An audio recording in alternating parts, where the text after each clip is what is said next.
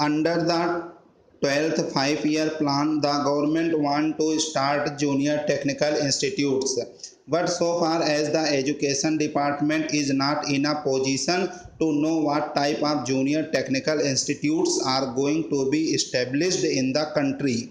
Every time we ask the education department to furnish us with details of their schemes, the reply we get from the education ministry is that some officer of the department has been sent abroad to study this question, and only when he returns from abroad will they be able to finalize the thing.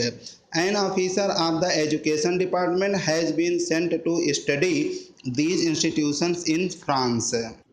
But the reply that the education ministry has given is that he could not study the entire scheme and he wants some other officer to be deputed to study. As I said before, under the 12th five-year plan, we were to start junior technical institutes, but so far as the education department is not in a position to give even the correct information to those private agencies which are there ready to start these schools. Therefore, I request the education department not to sleep over things but to take very active steps in collecting the necessary information and in helping the private agencies who want to start these institutes in this country. I know my people are suffering because they have been given a very defective type of education.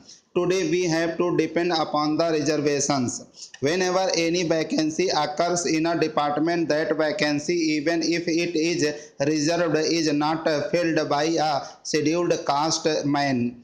Naturally, this type of education will not help a candidate to choose any other profession except to depend upon government establishments. Therefore, it is necessary at least to see that the scheduled castes, the scheduled tribes, and the tribal people do not depend upon the reserved services. They must be given technical education. For that, the education department will have to spend enormous money. I do not want government to simply waste money in propaganda against untouchability. This is a real step which would definitely improve the conditions and make the scheduled caste to be independent. That is, without being dependent upon government services. Therefore, I would like the Honorable Minister to give special directives to all the state governments. I know in some of the states they have started special schools when they felt the need, because in many of the other institutions the scheduled castes were not allowed in those days. At that time, there were many states which had started special schools to cater to the needs of the scheduled castes.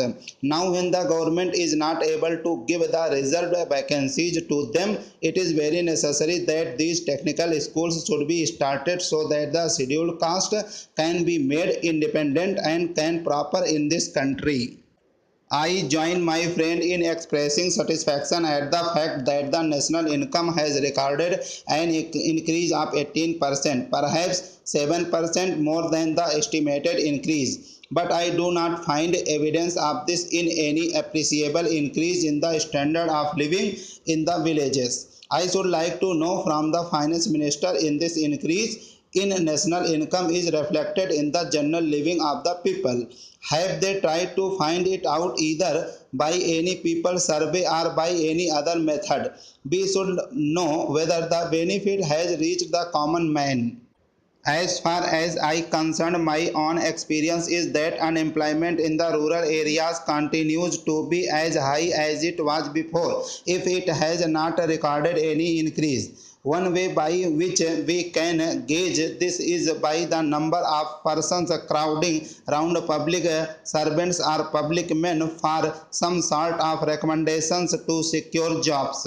In urban areas, the extent of unemployment is judged by the registrations in the employment exchanges. I do not suppose there is any such a device for the rural areas, and I think our experience can be dependent upon to some extent for finding out the extent of unemployment. This leads me to feel that even though there is an increase in national wealth, the benefit is not going to the common man. Therefore, I feel that this should bring about a very drastic change in the property relations. If we are really keen on realizing the socialistic pattern of society, the sooner we change the property relation, the better. I believe the proportion in which the accumulated wealth of the nation is held by certain class determines the pattern of production to a considerable extent. The pattern of production determines the pattern of distribution. We cannot therefore secure distributive justice unless and until there is a change in property relation. We have therefore abolished the sanctity attached to the properties, and we have made a compensation payable to those who are expropriated on justiciable.